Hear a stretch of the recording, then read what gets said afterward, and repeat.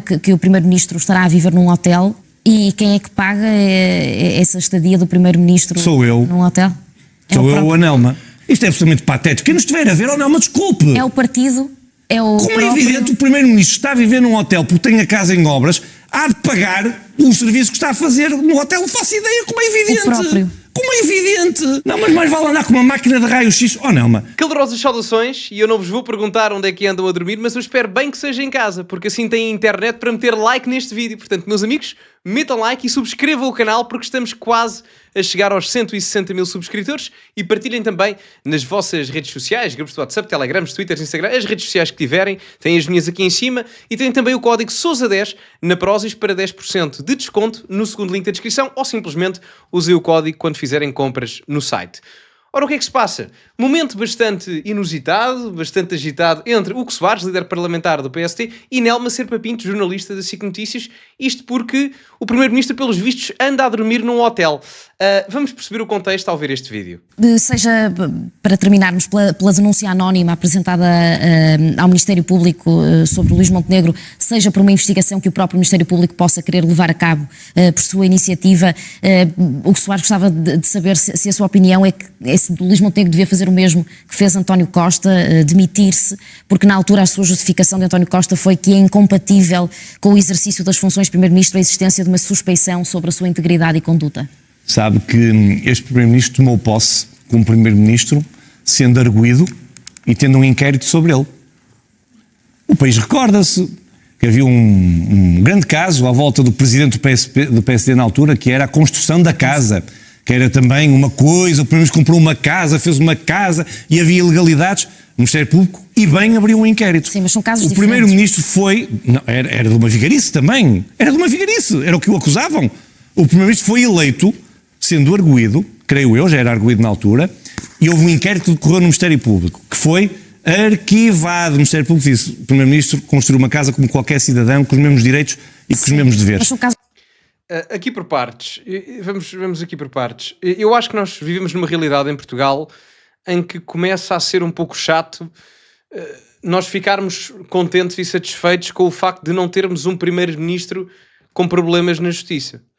Porque, reparem, nós desde 2005, à exceção do Passos Coelho, se eu não estou em erro, não temos nenhum Primeiro-Ministro que ora não esteja arguido ou responder em tribunal ou em processo de investigação ou em processos com o Ministério Público, porque José Sócrates acho que nem preciso de aprofundar. António Costa, Operação Influencer. O Luís Montenegro é a situação agora da denúncia que foi feita ao Ministério Público e ao mesmo tempo o caso que o Hugo Soares aqui menciona. E até pode estar inocente nos dois casos, a questão não é essa. O problema aqui recai sobre o facto de nós estarmos em constante desconfiança sobre aqueles que representam as entidades políticas. E isso vai levar a uma descrença por parte da população em geral daqueles que representam essas mesmas instituições. Depois não podem vir chorar da esquerda à direita os políticos a dizer mas as pessoas já não têm crença nas instituições políticas, democráticas, seja o que for. Porque será? E depois também parte um bocado daqui, não é? Da narrativa de... ou seja, estamos constantemente a nivelar por baixo. O Primeiro-Ministro até pode estar inocente e admito que até esteja nas duas circunstâncias. Não é essa a questão. A questão não é essa. A questão é que estamos a chegar a uma forma de política geral em Portugal em que se desconfia de tudo e de todos. E a questão, eu não estou a dizer que são todos culpados e que são todos iguais, eu acho que esse argumento não faz sentido, mas a realidade é que em muitos casos, de forma genérica, não falando aqui do Montenegro concretamente, mas onde há fumo há fogo. E, portanto, este nivelar por baixo não me agrada, sinceramente. Diferentes, era isso que eu queria creio que com isso está respondido. Eu nem sequer sei que denúncia ou sobre que factos a denúncia versa no Ministério Público. Temos que esperar também agora que o Ministério Público diga alguma coisa sobre essa denúncia. Só um pormenor, a denúncia é anónima e as denúncias anónimas são válidas como as outras, têm sempre alguma... Eu não quero dizer fraqueza, mas porque a denúncia anónima é feita para proteger quem denuncia de ameaças ou de coações, etc., de quem é denunciado, obviamente, mas enfim, tem sempre a sua, vamos dizer, não é ligeireza que eu quero dizer a palavra correta, mas tem sempre os seus detalhes, talvez, que o colocam numa inferioridade maior do que quem daria a cara para fazer a denúncia. Não a descredibilizando de todo, atenção, mas sendo anónima há sempre isso que se coloca, porque na política há sempre a tentativa de lixar a vida ao outro e tal, mas Verdade seja dita, o Luís Montenegro não está numa situação simpática. Vamos continuar. À noite soubemos, por uma notícia avançada pela TVI, se não me engano, que o Primeiro-Ministro estará a viver num hotel. Perfeitamente normal, se tem a casa em Lisboa em obras. E quem é que paga essa estadia do Primeiro-Ministro Sou eu. num hotel? Sou eu, a Nelma. A sério, Nelma, veja bem. Ao que isto chegou, não é? Isto é absolutamente patético. Quem nos estiver a ver, Nelma, desculpe. É o partido, é o Como próprio... é evidente, o Primeiro-Ministro está a viver num hotel porque tem a casa em obras, há de pagar o serviço que está a fazer no hotel. Não faço ideia, como é evidente. O próprio. Como é evidente. Não, mas não acha isto uma coisa, pá. Eu vou-vos dizer, eu já não sei mais o que é que se pode dizer sobre este Primeiro-Ministro. Ele qualquer dia, mais vale andar com uma... Não, mas mais vale andar com uma máquina de raio-x. Oh, Nelma, por amor de Deus, perguntarem ao Primeiro-Ministro que está a viver num hotel quem é que lhe está a pagar o hotel porque ele tem a casa em obras. Eu acho extraordinário. Soubemos do hotel. Só antes de continuar... Desculpem lá. Só antes de continuarmos, isto agora fez-me lembrar a história do Manel Serrão, quando ele andava a fazer noitadas não, andava a viver literalmente no Sheraton. E neste momento acho que está acusado judicialmente de desviar fundos do PRR que eram aplicados na estadia dele no Sheraton. Obviamente que isto é um caso diferente, não é? Vamos por partes, não é? O Primeiro-Ministro é uma pessoa que tem capacidade financeira, portanto, se ele quiser estar a gastar 300 euros por mês do dinheiro dele, só a ele lhe diz respeito. Agora, eu acho que o Soares também não pode reagir assim. A pergunta pode ser um pouco descabida ali e acolá, mas a verdade é que no momento de alta suspeita relativamente àquilo que está a acontecer, e ainda para mais, quando uma das empresas envolvidas nesta polémica é uma empresa que está relacionada com hotéis, casinos e etc., e o Primeiro-Ministro está a ficar num hotel, eu percebo que a pergunta possa ser um bocado invasiva do ponto de vista pessoal, mas tendo em conta a conexão de uma das empresas, no caso a Sol Verde, ao ramo de hotelaria, a pergunta não é assim tão descabida, embora a reação depois me faça ter um pouco de piada. Obviamente que a comparação do Manel Serrão nada tem a ver com o caso do Luís Montenegro, foi isso, estava só a dizer que me estava a lembrar disso por causa das estadias nos hotéis. Mas isto para dizer o quê? De forma sucinta, o Primeiro-Ministro faz o que quiser ao dinheiro dele, não é? Mas, desde que seja legal. E é legal ele estar a pagar 300 euros por noite no hotel onde ele estiver, não é? Portanto, isto é completamente legal, ele sabe. A questão é que terá de pagar mais dos seus fundos pessoais para se manter lá, porque o salário dele é 5 mil e tal euros. Portanto, por mês, assumindo que são esses 300 euros por noite, ele gasta mais do seu património que já deve ter poupado. Mas isso só ele diz respeito, não é? Agora, se ele anda a gastar o seu dinheiro em atos ilícitos ou em favorecimento de empresas e etc., alegadamente e não sei o quê, especulando, não é? Isso aí é que é preocupante. Aqui, no caso, parece-me que o Primeiro-Ministro dorme onde ele quiser, não é? Portanto, eu percebo o escrutínio e a questão da conexão às empresas, mas se ele não andar a pagar menos pelo quarto do que os outros, não é? Só porque é amigo de empresários, de empresas de casinos, então não vejo mal nenhum, não é? Mas não deixa de ser uma situação, pelo menos uma gafe caricata. Que o Primeiro-Ministro está hospedado enquanto as obras na sua casa estão a ser realizadas. No alojamento local.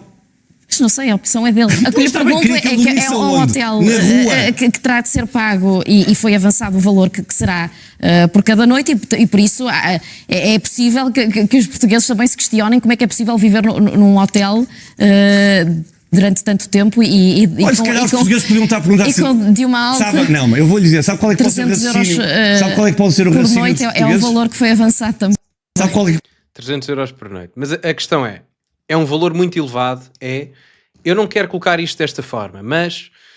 E eu não vou dizer isto como uma coisa má. Até é bom. Aliás, o problema deste país não é a falta de... Não é os ricos. Ou seja, não é ricos a mais. É pobres a mais.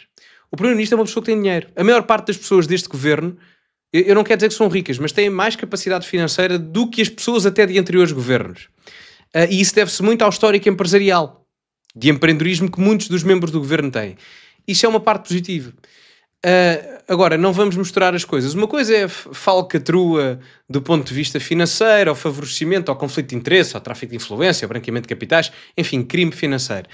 Agora aqui é assim, é sabido, pelo menos até acho que já ficou percebido, que o Primeiro-Ministro é alguém abastado do ponto de vista financeiro.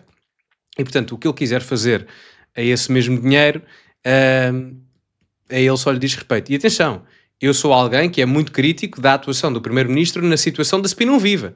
Eu compreendo perfeitamente quem coloca moções de censura ao Primeiro-Ministro. Compreendo perfeitamente quem vá votar contra a moção de confiança e quem queira que o Governo caia. Eu compreendo isso. Agora, aqui eu creio que são coisas diferentes. Uma coisa é o Primeiro-Ministro estar a receber dinheiro enquanto é Primeiro-Ministro de empresas privadas na sua empresa familiar, e isso aí adensa-se a questão do conflito de interesses, isso é uma coisa. Outra coisa é ele, se tem a casa em obras ou não, vamos assumir que se tem a casa em obras e gasta 300 euros por noite para estar a viver num hotel bom, mas porque tem muito capital financeiro próprio para o poder fazer. Isso aí, eu não tenho nada a ver, não é? Os políticos têm direito à sua vida privada e o que eles fazem com o seu dinheiro, desde que seja legal, dentro da lei, que é no caso, aí não há problema nenhum. E é importante sabermos separar as coisas, mas dá um bom momento televisivo. Para o seu raciocínio dos portugueses, dizer assim, Rai Esparta, o Primeiro-Ministro tem a casa em obras e tem que, a custos dele, pagar um hotel porque não tem onde dormir. E está-se a discutir onde é que o desgraçado mora, ele vai ter que pagar o hotel. Se calhar queriam que o Primeiro-Ministro fosse para uma pensão, ou então viver para um alojamento local, se calhar, o Sr. Primeiro-Ministro, não sei se me está a ver, para se calhar convinha pensarmos melhor onde é que o Sr. Primeiro-Ministro no futuro pode viver ou não. Isto está, de facto, está extraordinário. Mas olha, com esta ligeireza, eu lamento eu ter que fazer esta figura, porque eu tenho noção que eu deveria pôr estas coisas com mais responsabilidade. Tenho mesmo, pelo exercício das funções é uma pergunta. Que tenho, mas é tão triste. A sério, entristece-me mesmo que tenhamos chegado a este ponto. Onde é que o Primeiro-Ministro dorme e como é que ele paga? Acho inacreditável. Hugo Soares, obrigado. Obrigado, Até à próxima. Desculpa, não. É assim, como é que ele paga?